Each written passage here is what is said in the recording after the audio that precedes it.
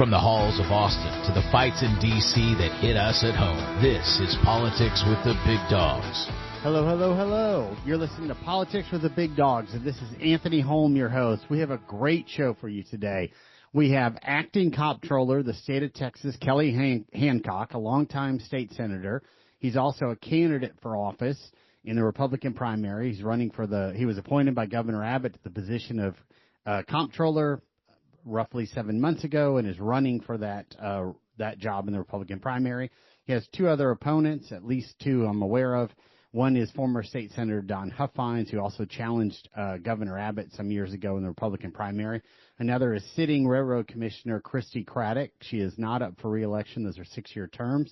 So she is running for comptroller currently. So there's three people in the contested primary. We're going to talk to Kelly Hancock about his legislative career, what he has done in the legislature, what they were unable to do, some of the things he would do differently, what he has done in his term as comptroller over the last 7 months or so, and then what he wants to do should he be elected, and, of course, the state of the race. We're also going to talk about Minneapolis and the fraud that's happening there.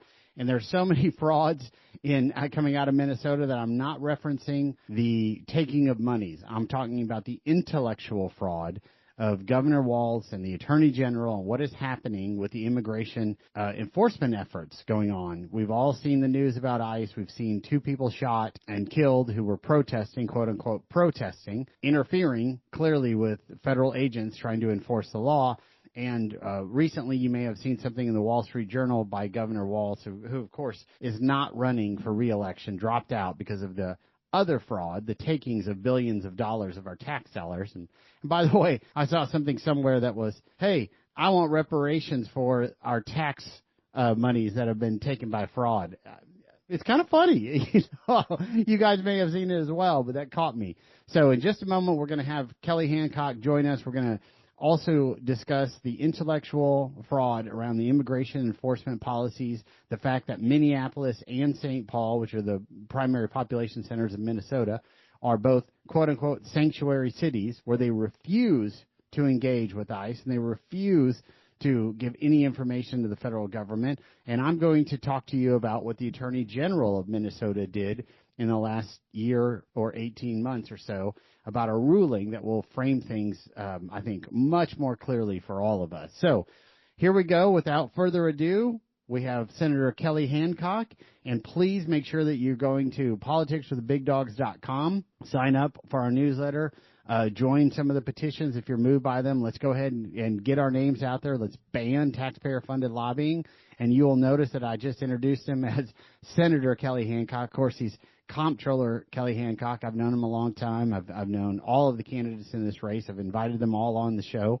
So we'll see who comes on and who wants to talk. Without further ado, Comptroller Kelly Hancock, former state senator, former state representative, conservative, and is running for Comptroller of Texas. Thank you for joining us. Yeah, great to be here. Well, there's so much going on, I almost don't know where to start. Tell us a bit about your career. You and I have known each other since you were a state representative, so remind us when you got in office. Well, initially I got in office right after we had our first child, and so I was young, obviously involved in politics and ran for school board.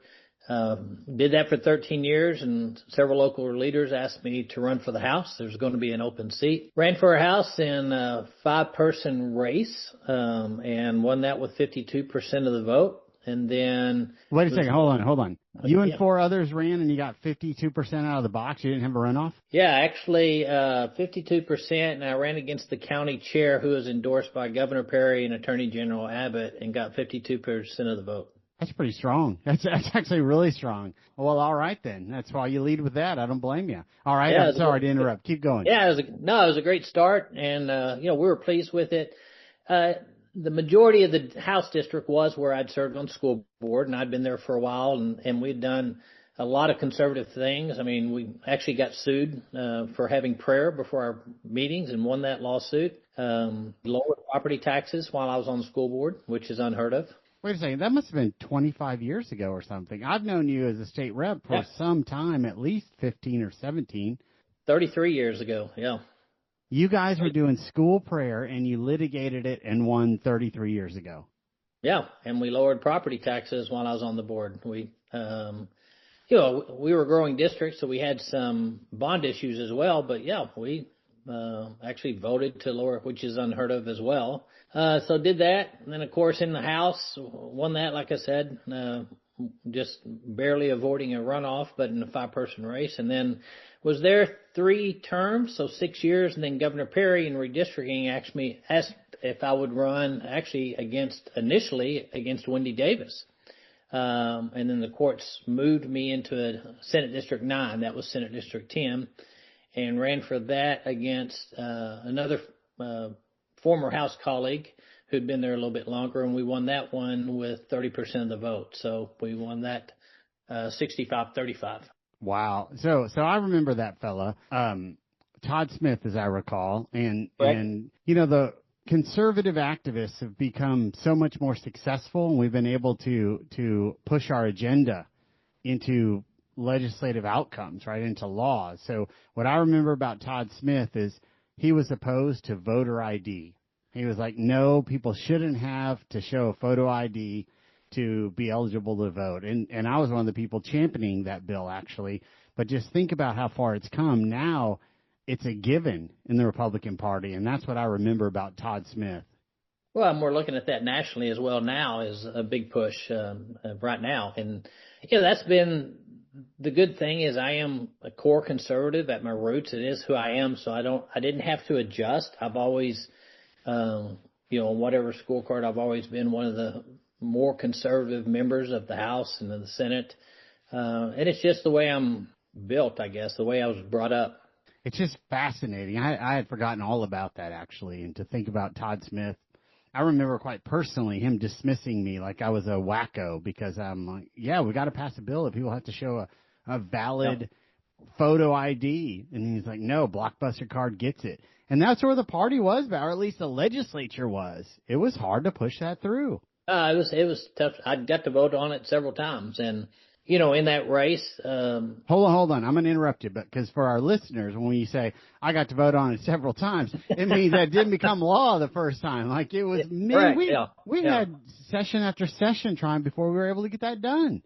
Well, which is, a lot of the conservative things that I've been a part of, several of them I've gotten to vote on several times, not allowing men and women's bathroom. I remember flying up from Houston. I was there for a property tax when we were trying to push limiting property tax growth.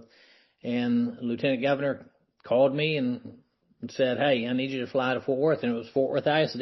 If people don't remember, it was Fort Worth Independent School District was one of the first ones, and flew back up here with Lieutenant Governor Patrick to the school board meeting opposing that. And, of course, I got to vote on that several times before it became law this session. So, yeah. Wow.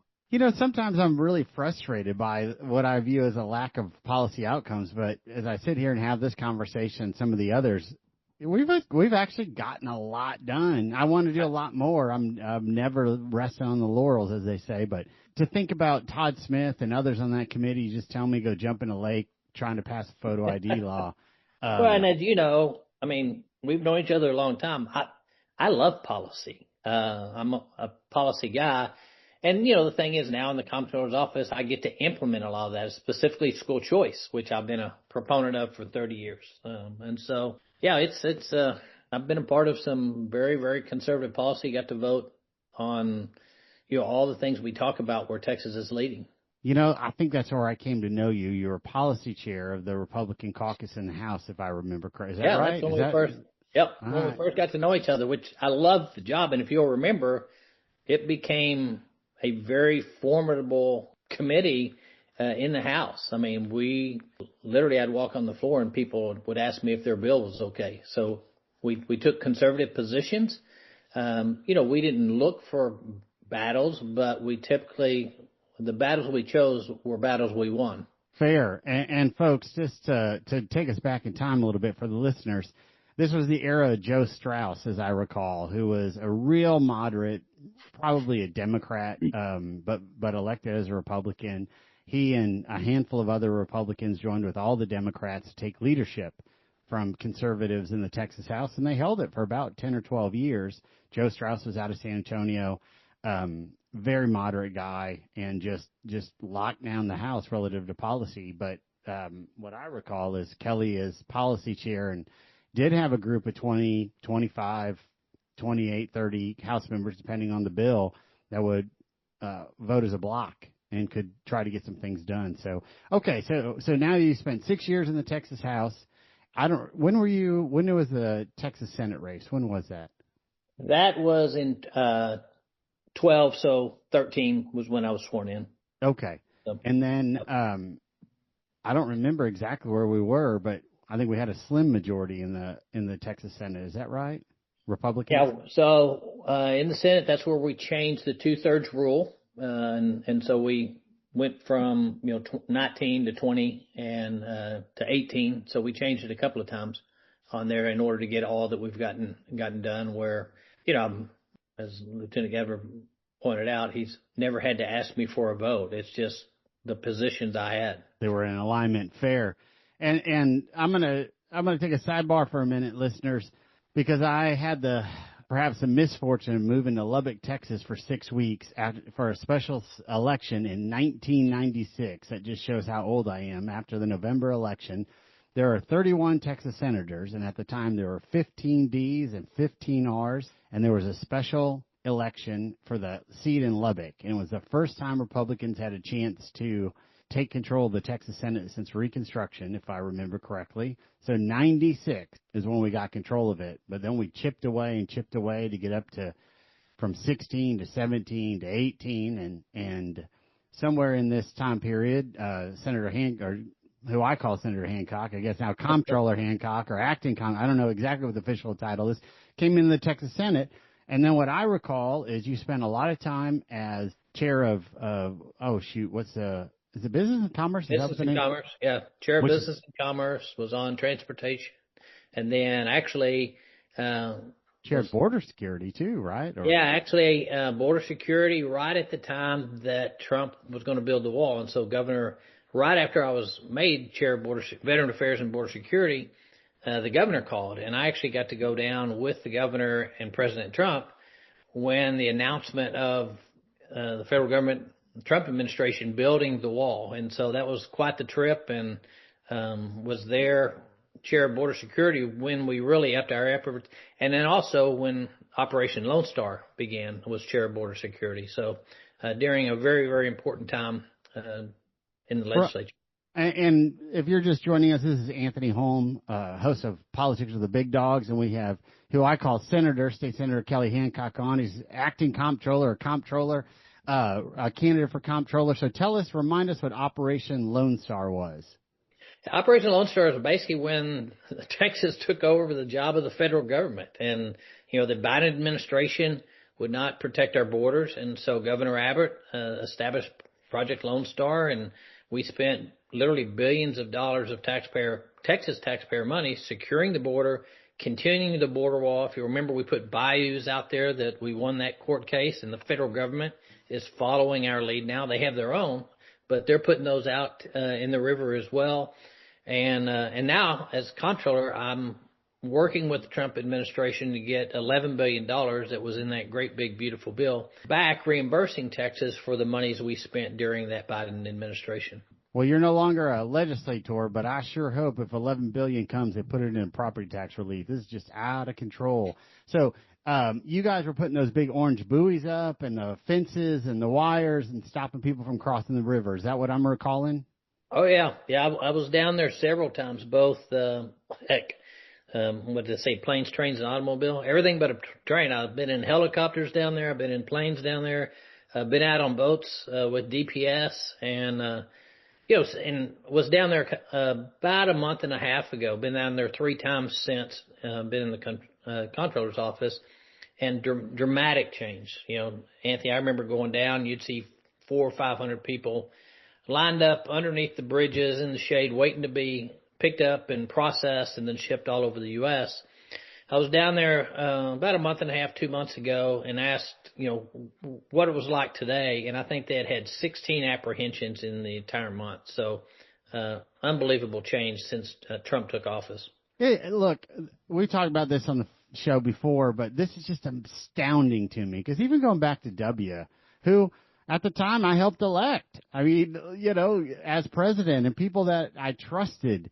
Nobody has stopped this influx of humans, not just from Mexico and Central and South America. Oh, no, but all over the world. Yeah, they're coming from all over the world, and terrorists and other. Basically, Trump got elected the second time, and it just stopped. I mean, you didn't have to. It's shocking. You didn't have to build a wall. He just got elected. Yep. It's incredible, and all this lip service for 20 years prior, while it was one of the number one issues to all of us, and just. I got to hand it to him. I don't know what it is, what kind of magic fairy dust President Trump has, but he hadn't even taken office and just screeching halt. Well, there were no consequences for violating our laws until he decided to make there be consequences. And we see, in Minneapolis today, people don't want to respect the law. And there are consequences when you break the law. And there are still people in our society that think there shouldn't be any consequences. But fortunately in Texas, we're not seeing any of that disruption because we recognize law and order is important, and no civilization can survive without it. Well spoken. I mean, we just have to have rules, and if folks aren't enforcing rules, then we ought to take them off the books because it incentivizes people to break other rules. There's just no way around it. We're not going to enforce a law, take it off the books, because otherwise folks they can break other laws. Okay, so you got a long career. You've done a lot of things, leading on school prayers as a school board member, lowering property taxes or M&O tax at least as a school board member. Leadership position in the Texas House on policy when we were swimming upstream against a real moderate speaker who was in control, and now a state senator. So tell us a few things, or now a comptroller, formerly a state senator. Tell us a few things from your legislative, your pre-comptroller, and then we'll go into comptroller. Tell us 2 or 3 policy things that you're really proud of, and maybe 1 or 2 that you would do differently or missed on.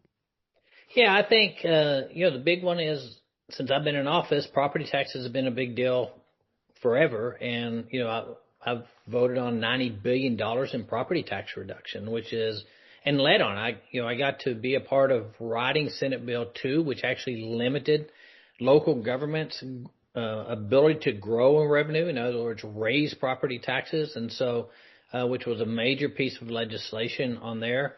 I've either authored or co-authored so many of the conservative pieces of legislation that, men's and women's sports, men and women's bathrooms. And so, I got to carry a lot of COVID liability that, people don't think about it, but as a strong conservative, I think session before last, I was ranked number 4 in the Senate.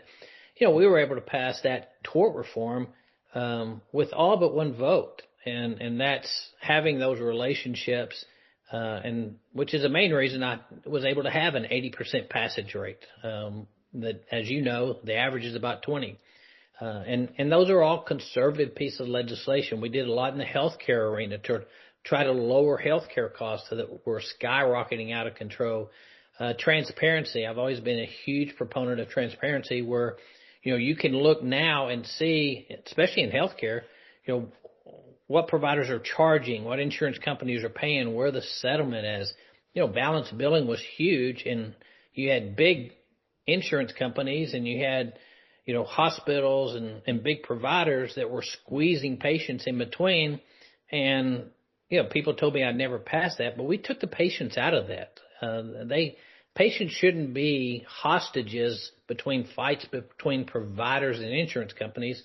And I think, that started literally with the guy at my church complaining about balanced billing, and took me 10 years, but we got that passed. So a lot of important legislation, all of the stuff on the conservative side that you can name, 10 Commandments in schools, all of that I was co-authors and helped support and get passed.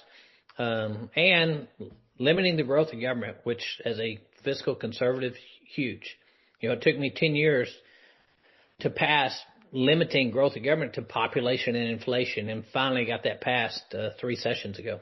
You brought up a lot, but there are 2 of them that I doubt our listeners are as keyed in on. There were major policy events. One limiting the growth of government to population growth plus inflation, right? It seems like, oh, they would do that anyway, but they didn't. And for years and years, you led on it, you authored that bill, and it ultimately got passed. And then second, that balanced billing, right? We're all who go to the doctor just so confused by it, and we feel duped and taken advantage of, and nobody has an answer when you call and you try to figure it out, and they pass you around. That was a big deal that impact people's lives. Yep. And there's one I'm going to push on. The $90 billion in property tax. I understand why people are saying that, and it is because it's accurate in that $90 billion of future reductions got capped or taken away.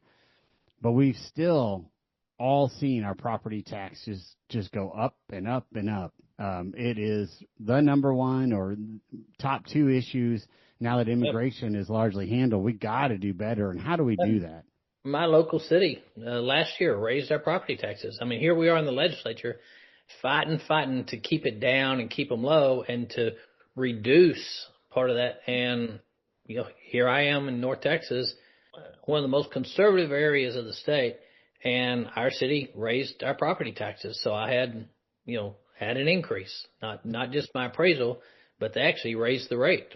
It's insane. Yeah, because you're in Tarrant County, which I think might be the largest or the most populous Republican county in Texas. Yep. Is that right? Yeah. And the county actually lowered it this year, but my city actually took it up, which is crazy. It's just nuts. And look, as a party, we're going to have to lead on this. And, I might be misremembering this because John Sharp, I was an awful young fellow when he was comptroller, and I may not have all the pieces correct. I just wasn't that mature of a brain. But it seems to me that he kind of get some of the things that he wanted just by saying either I've got to go audit this entire section of government or I'm not going to authorize it. As I understand, the comptroller has say the budget is balanced and I authorize it. And he would leverage that for policy outcomes. Am I misremembering? No, you're correct. The unfortunate thing, and we can talk about the city of Elgin and how I had to go around it. But if you'll remember, Anthony, during Carol Keaton Strayhorn, Rylander, the legislature, because of the gaming that was the office was being utilized for political purposes and not professional purposes. And so much of those functions were taken away. So when Elgin's mayor shrugged shoulders at losing millions of dollars, that auditing power was taken away from me. From the office. So I had to get the governor called in the Rangers, and then Rangers can call us in. But during that time, they took some of the authority of auditing and addressing those issues like we should be able to do away. And we're going to push to get those back so that we can do that and so that we can audit where we see inconsistencies line up or things being misspent, as well as, if you remember, our office and then the Legislative Budget Board for a while, we can't assess how the economy would benefit from a property tax reduction. That was taken away from our office. So there are some functions that we're going to try to fight back from a policy standpoint where I think it can help the legislature, giving a more realistic, literally accounting of policies and more authority to audit where we see misbehavior taking place. I want to ask you about that. So, but just in case, listeners, if you just joined us, this is Anthony Holm, host of Politics with the Big Dogs, and we have Comptroller Kelly Hancock. You'll probably hear me call him Senator Hancock because he was recently appointed or in the last 8 months appointed as Comptroller by Governor Abbott. So I want to make sure I understand this. Are you telling me and the listeners that the Comptroller of Texas, who balances the books for the state of Texas, is affirmatively barred from auditing fraud in a county or parts of fraud? What are we talking about here?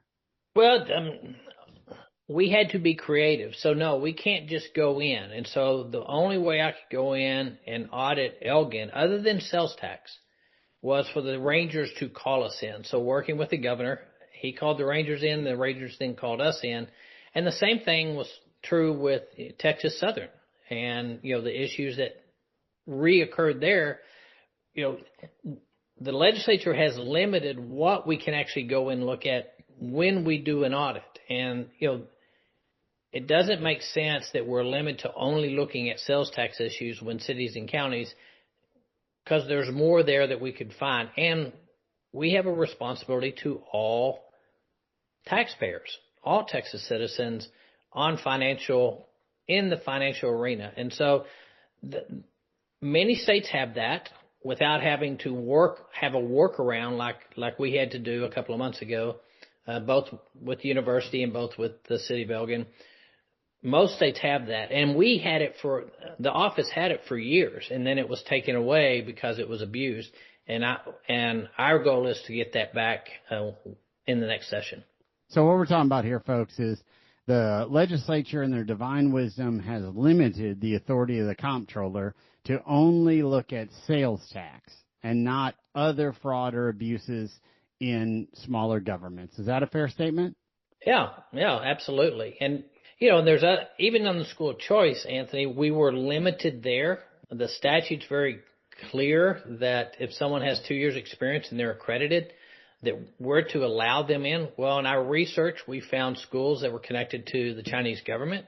We found schools that were connected to a terrorist organization that the governor had labeled designated. That's right. Right. And so we had this conflict, which is why we went to the Attorney General just to get confirmation that we were handling this appropriately, because we have withheld those schools. We'll continue to withhold those schools. But it's caused us, because of the one accreditation agency, to do a lot more work and research, and we need to tweak that legislation to make it clear we have the authority to not allow Sharia law style Sharia schools and right, or cartels, Epic, or yeah. If we find something, we need to have the authority to not enter into those contracts, which is what we're doing. And it's not clear in the statute, and we need to make that clear when we go back as well. Understood. So to put it in direct terms, listeners, they need to have the authority to not ship your tax dollars to a Sharia Epic style school or somebody associated with a terrorist organization or otherwise, so they can use those dollars to educate children in their community, indoctrinate children. Really, that's what we're talking about. And the legislature has taken that power. The listeners heard Attorney General Paxton have a similar issue with the legislature until recently, which was the Attorney General's office, unbeknownst to me, and I think every listener, they were pretty shocked, couldn't go and prosecute voter fraud. Just straight up, they were affirmatively barred. The AG of Texas firmly barred from prosecuting voter fraud. So it seems to be a pattern at the legislature.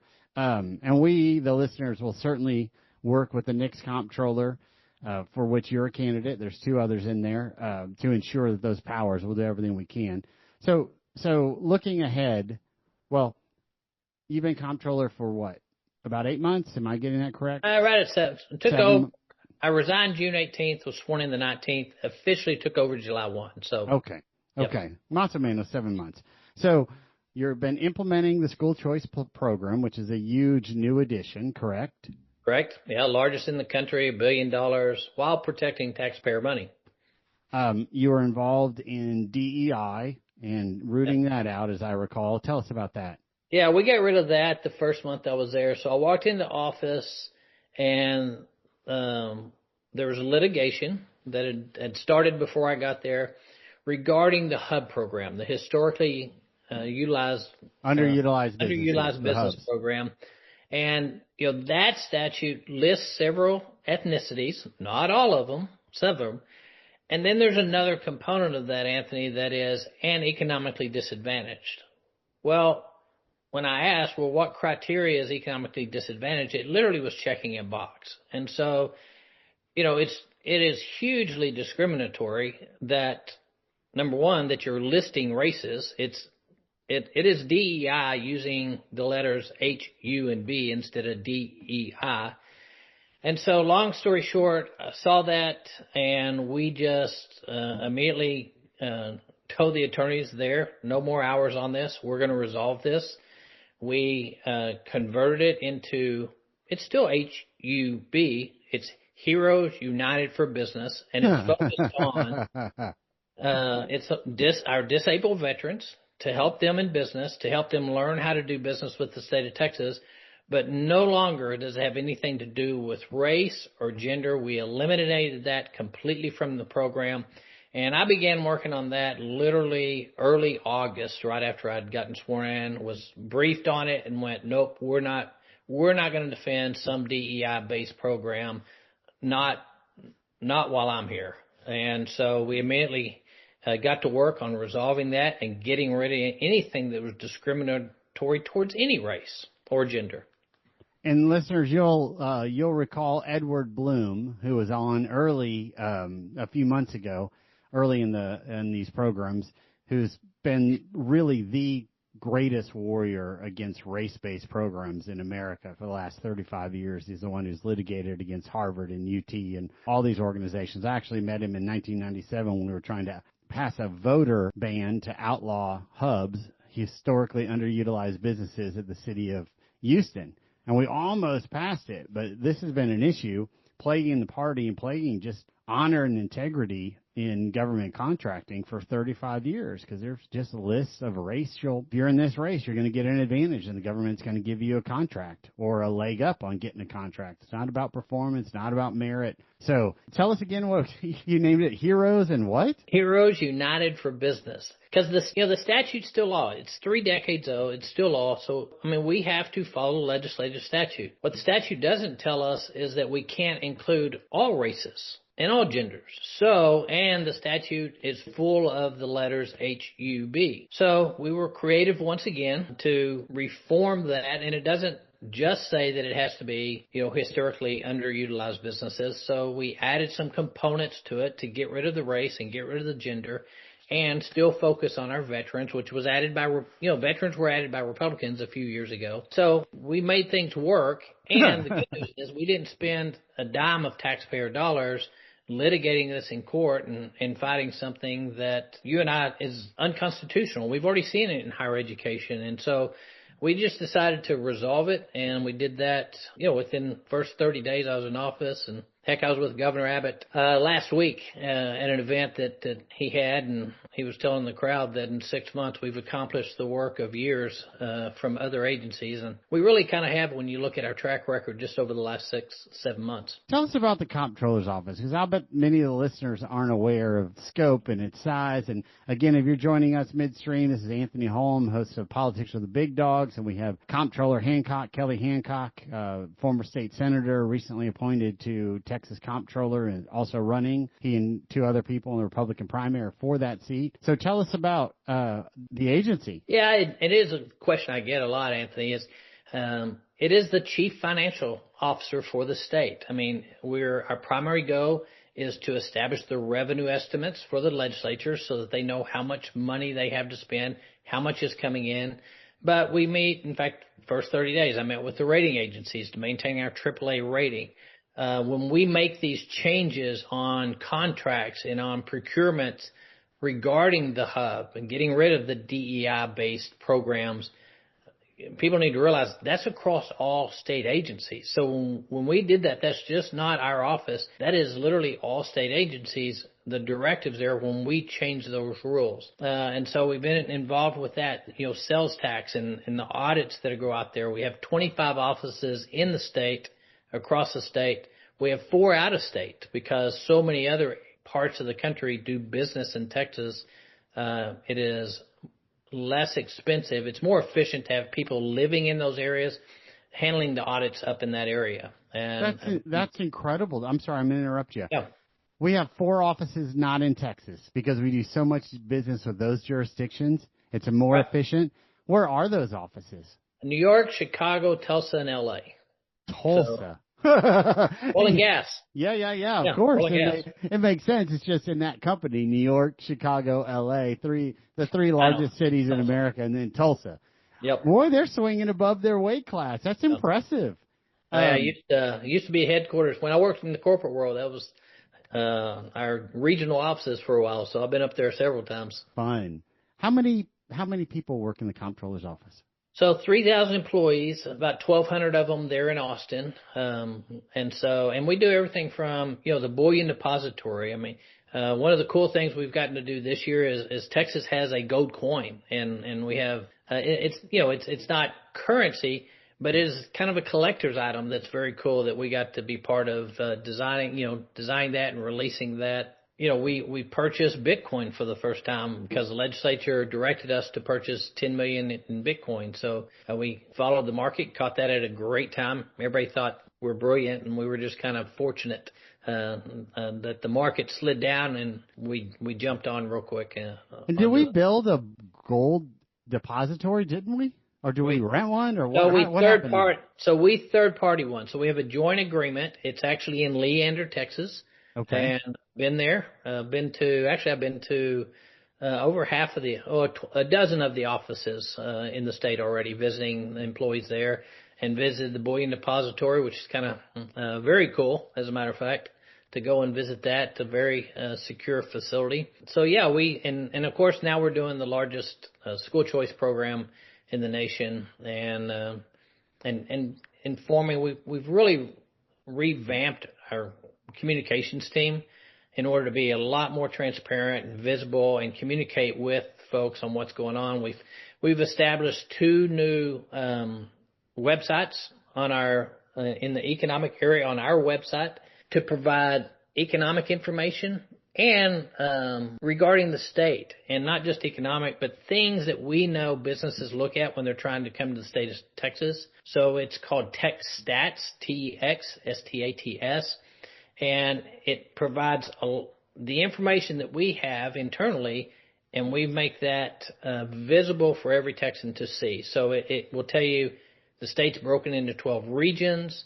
It tells you the average age in that region. For example, Rio Grande Valley is 5 years younger, roughly, than the average for the state, a little over 30 years of age. Yeah, average for the state's a little over 35. RGV is a little over 30. It tells you things such as in Northeast Texas, we have 8 times the trailer manufacturing in Northeast Texas as the average across the U.S. So it's a lot of it tells you education. Those are my people, the trailer parks. Well, I kind of knew that. We're in the cattle business, and that's where we'd go get our trailers. And then in my distribution business, that's where I'd go get trailers because they were less expensive out there. And sure. Of course, we owned a farm and ranch store for years, and we would go get our fencing and other things out there at Prefert. And I wasn't really surprised by it, but we provide all that information so it's available to businesses and to economic development folks across the state and chambers across the state. And then also we put up a dashboard that shows you how the state's doing. And so you can go on there and see rig counts, you can see sales tax data, and whether it's up or down. So the type of information we look at when we're providing those revenue estimates, I wanted every Texan to have access to it. So, and then my first month there, we launched a new financial system that I signed off on. And, we've just moved away from that old IT type process. In fact, I refused to buy a mainframe because I'm like, we're not doing that anymore. Bring me another solution. And we're not going to waste taxpayer dollars on, old technology. And so that's where we're going. A lot going on. And that's TexStats, correct? Yep. Wow, yeah. TexStats. I want to check that out. And before we move farther from the gold bullion, I've got to give a shout out to Mark DeRazio, a state rep down in San Antonio, who championed that like you did, the population and inflation limitation. This guy has been a dog with a bone with the issue and finally got it passed into law. So good conservative down in San Antonio. Okay, so you're running for comptroller. How's the race going? Tell us about it. Yeah, real well. We're up on TV. The governor's been very helpful. I had events with him down in Houston, had one in Austin. He was here in Fort Worth with us, got a great team together. And, Anthony, as we've kind of done here today is we want people to look at our results. We're results oriented, where most campaigns are rhetoric oriented. So you can hear a lot of people talk about what people want to hear, things that tickle your ears. For us, we just want people to look at our results rather than spewing a bunch of rhetoric that anybody can talk about it. Fortunately, with the career that I've had, I can say, hey, look what I've done. It's not just listen to what somebody says. Look what they've done. And I've got a good track record. I have been successful in my races. My seat was really tight, as you know, as a Senate seat. In fact, there were 3 of us Senate seats that were very close together.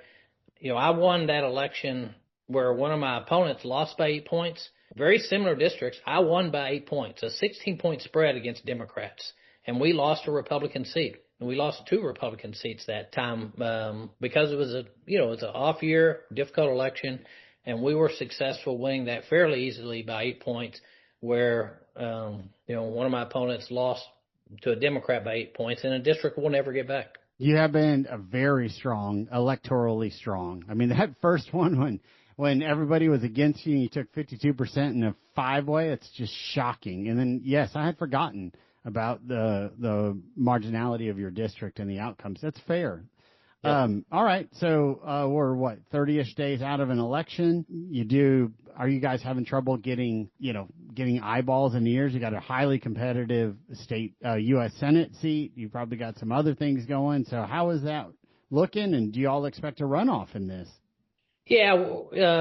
We think we can avoid a runoff if our voters get out and we're turning some heads and, I'm in 6-7 cities a week.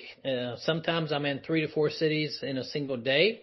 So we're crisscrossing the state all over the place. You're going to see a lot of TV ads, text messages. So we're utilizing the resources we have, and our goal is to try to get out there and avoid a runoff. And so we're pushing hard over the next 30 days. And folks, if you're just joining us, this is Anthony Holm, host of Politics with the Big Dogs. We're here with Comptroller Kelly Hancock, or appointed Comptroller of the last 7 months, formerly State Senator Hancock. You can follow us on Facebook and Instagram, Politics with the Big Dogs. So is there anything that I failed to ask you that I should have asked you, or you're surprised we didn't talk about? Yeah, we've kind of covered it. We've accomplished a great deal, and I think Governor Abbott pointed it out, is what we've done literally in 6 months, 7 months now. It's taken years for people to do. And in fact, some agencies still aren't doing it. And so we're updating our financial systems. We've gotten rid of DEI. We've avoided litigation on those issues. And we continue to protect your tax dollars as we roll out school choice, making sure they're not going to terrorist organizations or those linked to it. And so, I think we're doing the job that voters want us to do, and our objective is to do it for 4 more years, and we need their help in order to do that. Roger that. So I'm 53 years old. I've been around Texas politics and state government for an awful long time. Many of the listeners know that, and I learned at least 3 things in this exchange today that I had no idea. Number 1, there are 4 offices of the Comptroller's office that are not inside the state of Texas: Chicago, New York, L.A., and Tulsa, Oklahoma. It makes sense when you think about it, but I didn't know it. This thing that y'all created, TX Stats, I'm excited to go see that. For example, I'm really surprised that the Rio Grande Valley, where my wife is from, and all of my in-laws and family, I'm there often, on average are 5 years younger than the other, 11 regions? Did you say there are 12 regions? Yeah, we broke the state into 12 regions, but you can look by city, you can look by county. You can click on it, and it's real-time information, Anthony. It's the most up-to-date information the minute you click on it. So we've linked to everything, so it's not us loading a bunch of stuff up. It's literally as good as you can get. And then I think my favorite thing was you walked into office and found it riddled with DEI. They were just using HUB, which is historically underutilized businesses, which means non-white and generally non-white male in particular. They had a list of races, and the legislature forced it, right? Because it's in law. You can't violate the law. But you guys renamed it Heroes United for Business and focused on veterans and took all the race out of it. And I really like that. That's impressive. That's so strong. Kelly, thank you so much for joining us. And God bless you, and God bless the state of Texas. Yep. Wish you well, Anthony. Take care. Thank you, sir. Love what you're hearing? Find all of our shows at politicswiththebigdogs.com. Subscribe to our newsletter and send in your questions. politicswiththebigdogs.com. All right, folks. Well, you heard from Comptroller Hancock, and That was interesting. That was really interesting. There were some things I just didn't know. The Heroes for Business from Hub, the DEI effort, I really thought that was clever. I know we talked about it just a moment ago. The TexasStats.com. As soon as I get off the show, I'm going to get out there and read them. And another shout out to State Representative from San Antonio, Texas, Mark DeRazio, maybe the most conservative, philosophically conservative, intellectually conservative House member, certainly in the top 5% of the Texas House, for his great work on the gold bullion deposits and moving that bill. That was something that I watched him at least the last 4 years put a lot of love into and near and dear to his heart. And look, he called it. Who would have thought gold north of 5,000 an ounce, right? But 4 years ago, back when it was 1,800 or 2,000, something like that, maybe even less, Mark was, we've got to do this. It's good for the state. It's good for the citizens of Texas. We've got to do this. And, you know, folks kind of thought he was out there on the fringes. But look, now it's law, and we just heard Comptroller Hancock tell us about it and talk about it and praise it, frankly. Hey, forward-thinking DeRazio. Take him, Hoss. Okay, let's transition to this intellectual fraud that I spoke of at the beginning of this show. Many of you may have seen Governor Tim Walz put a big editorial in the Wall Street Journal recently. And much like Jeff Leach and much like some of the folks at TLR, they're a little bit too cute by half, right? So, for example, Governor Walz is claiming, hey, no prisoner have we failed to turn over to ICE, right? The subtle distinctions here are a prison versus jail. So a prison is a state penitentiary and or federal, and jails are local. The two population centers, St. Paul and Minneapolis, are both these sanctuary cities for illegal immigrants. And my understanding of it and what has been reported is that they being the cities of Minneapolis, the cities of St. Paul, likely their county or their whatever equivalent they have in Minnesota, and the other little jurisdictions around there that are awfully liberal, all have the same policies. And they're refusing to give information to people that they have put in jail or picked up and are holding who may be here illegally. They're just straight up refusing to give that information and or that individual to immigration forces. But interfering with law enforcement who are trying to execute the law, who are trying to enforce a law that Congress has passed or the executive has moved under an authority, that isn't protesting. That's impeding a federal officer. That's impeding a federal agent. It's one thing to get together and draw attention to an issue and march.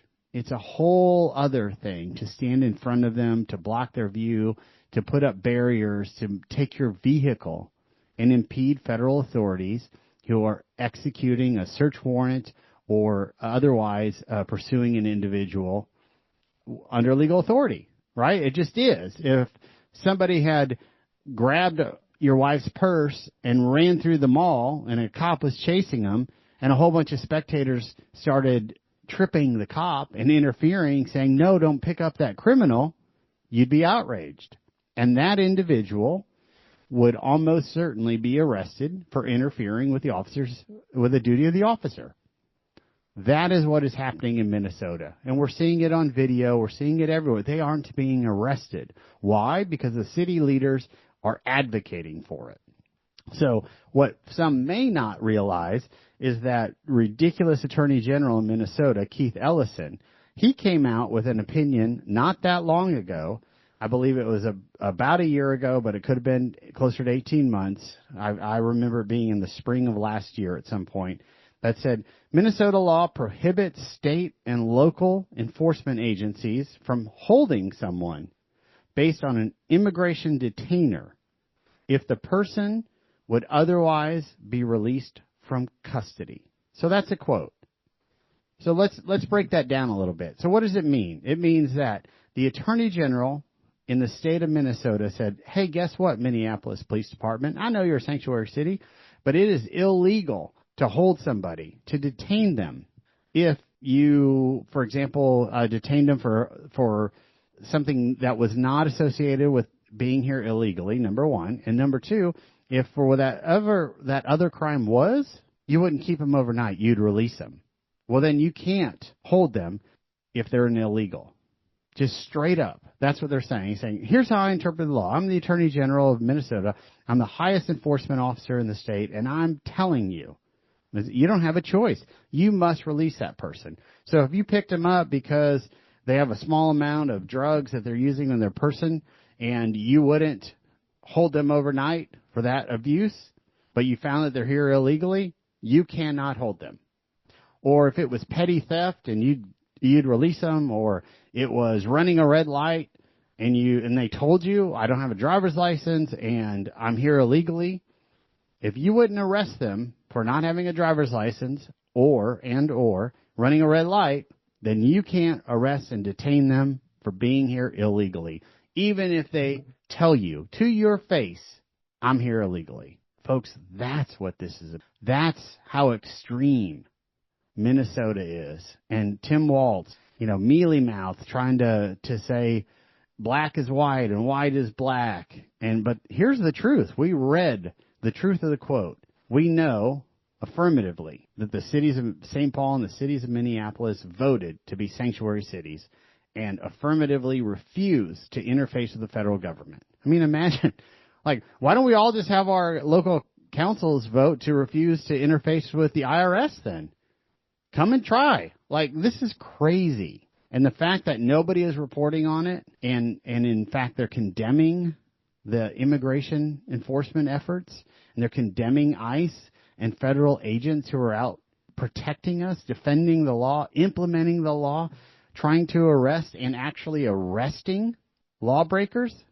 It has been warped into something else because the media won't be honorable and just report news. It's all affirmative propaganda packaged as news. Here on Politics with the Big Dogs, we're speaking truth. Go to politicswiththebigdogs.com, sign up for our newsletter, join our effort. Together we can affect change. And we are going to expose the truth. Politicians will say something is white, and in fact it's black. When they go to Austin, suddenly in their districts they're all for lowering taxes. In fact, they're claiming they did. And they're going to Austin, and our taxes go up, and the budget goes up. So here, Governor Walz is claiming that, at the state level, we're transferring all these prisoners, and you can't show me an example where you didn't. I don't know if that's true or not. That's what his statement. Certainly at the local level, where all the population is, they're affirmatively a sanctuary city, both Minneapolis and St. Paul separately. And the statewide attorney general is saying it is affirmatively illegal to detain someone who is here as an illegal immigrant if you would let them go for their other crimes. This is what's happening. And then folks are lining up under the flag of protest, and they're interfering. Right? When Charlie Kirk was killed, we would protest. We did it with a candle. We did it in prayer. These guys are doing it with Molotov cocktails, and they've been doing it that way for years. That is the difference between radical liberals and conservatives who honor our country, honor liberty, honor God, and honor our faith. This is Anthony Holm, Politics with the Big Dogs. Please follow us on Facebook, on Instagram. Join our movement. Thank you. God bless. God bless Texas. Politics with the Big Dogs with Anthony Holm is supported in part by the First Amendment Alliance Education Fund. Learn more about today's guest and hear other episodes online in our archive. Visit politicswiththebigdogs.com. If you have a question for Anthony Holm, email Anthony at politicswiththebigdogs.com. From deep in the heart of Texas, you've been listening to Politics with the Big Dogs.